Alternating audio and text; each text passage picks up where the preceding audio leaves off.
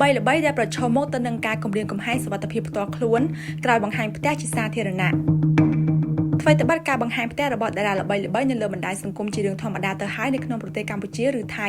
ប៉ុន្តែវាពុំមែនជារឿងធម្មតានោះទេសម្រាប់តារាល្បីៗនៅក្នុងប្រទេសកូរ៉េមាតិកាបែបនេះបានធ្វើអ្នកគាំទ្របានដឹងនៅជីវិតពិតនៃការរស់នៅពិតៗរបស់ idol ដែលពួកគេចូលចិត្តនិងក៏ជាឱកាសសម្រាប់តារាល្បីៗចែករំលែកនៅរសជាតិផ្ទាល់ខ្លួននិងចំណូលចិត្តពិតៗទៅកាន់អ្នកគាំទ្រដែរប៉ុន្តែនៅក្នុងពេលតែមួយពួកគេក៏បានបង្កហានិភ័យដូចគ្នា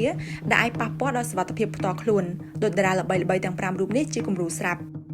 1 Park Nare ត្រូវបានគេលួចចូលផ្ទះកាលពីថ្ងៃទី8ខែមេសាកន្លងទៅអ្វីដែលគួរឲ្យចាប់អារម្មណ៍នោះតារាកំប្លែងរូបនេះបានបង្ហាញផ្ទះរបស់នាងយ៉ាងលម្អិតនៅក្នុងកម្មវិធី I Live Alone របស់ NBC រាប់តាំងពីសួនច្បាររហូតដល់បន្ទប់ទទួលភ្ញៀវស្ទើរតែគ្រប់ជ្រុងទៅហើយនៃផ្ទះរបស់នាងត្រូវបានបង្ហាញពេញភ្នែកជាសាធារណៈក្រោយមក Nare បានសារភាពថានាងឧស្សាហ៍ឃើញភ្ញៀវចម្លែកមុខតែងក្រវ៉ែនៅផ្ទះរបស់នាងនៅខាងក្រៅអ្នកខ្លះថែមទាំងរងចាំងរាប់ម៉ោងទៀតដើម្បីជួបនាងផ្ទាល់ហើយមានខ្លះទៀតថែមទាំងបន្លំថាជាមិត្តភក្តិទៀតពេលជួបម្ដាយរបស់នាង2 Kim Dae-ho អតីតពិធីករ Kim Dae-ho ក៏ធ្លាប់បានបង្ហាញផ្ទះរបស់គាត់នៅក្នុងកម្មវិធី I Live Alone ដែរហើយជាចុងក្រោយលទ្ធផលទទួលបានគឺមានមនុស្សចម្លែកមករកគាត់ដល់ផ្ទះ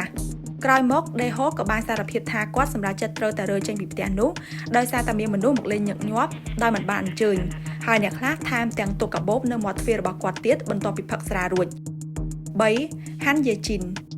តារាម៉ូដែលរូបនេះក៏បានប្រឈមមុខទៅនឹងបញ្ហាស្រដៀងគ្នានេះដែរបន្ទាប់ពីនាងបានបង្ហាញផ្ទះរបស់នាងជាសាធារណៈចំនួនភ្ញៀវចូលមកហាក់ដូចជាច្រើនឡើងរហូតនាងត្រូវបង្ខំចិត្តដំឡើងជញ្ជាំងឲ្យក្រាស់និងទ្វារជុំវិញផ្ទះដើម្បីសុវត្ថិភាព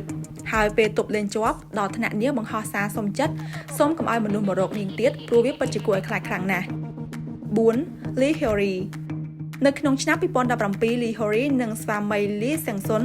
បានបង្ហាញផ្ទះនៅជ័យជួររបស់ពួកគេជាសាធារណៈតាមរយៈកម្មវិធី Hyori's Homestay របស់ JTBC កម្មវិធីនេះទទួលបានការគាំទ្រយ៉ាងឆាប់រហ័សដោយបានទីមផ្ទះរបស់ពួកគេឲ្យចូលទៅក្នុងការចាប់អារម្មណ៍ខ្លាំងក្លារហូតខ្លះទៅជាទីកន្លែងជាទីទាក់ចិត្តរបស់ភ្ញៀវទេសចរ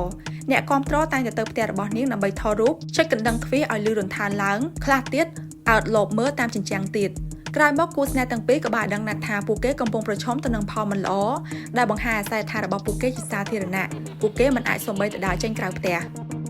5 Jungkook ក្រុម BTS រាល់ពេល live ជជែកជាមួយនឹងអ្នកគាំទ្រ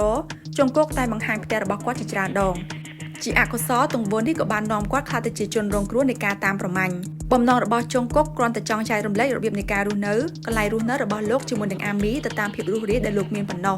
តែអ្នកខ្លះបែរជាគិតជ្រៅពេកដល់ថ្នាក់ផ្ញើម្ហូបអាហារបញ្ជូនទៅឲ្យលោកទៀតនៅពេលមួយដែលលោកទ្រាំលេងបានតទៀតជុងកុកក៏បាននិយាយរឿងនេះនៅលើ Weverse ដែលធ្វើឲ្យអ្នកគាំទ្របេះដូងល្អផ្សេងទៀតកើនការព្រួយបារម្ភអំពីសុវត្ថិភាពនិងឯកជនភាពរបស់ជុងកុកជាខ្លាំង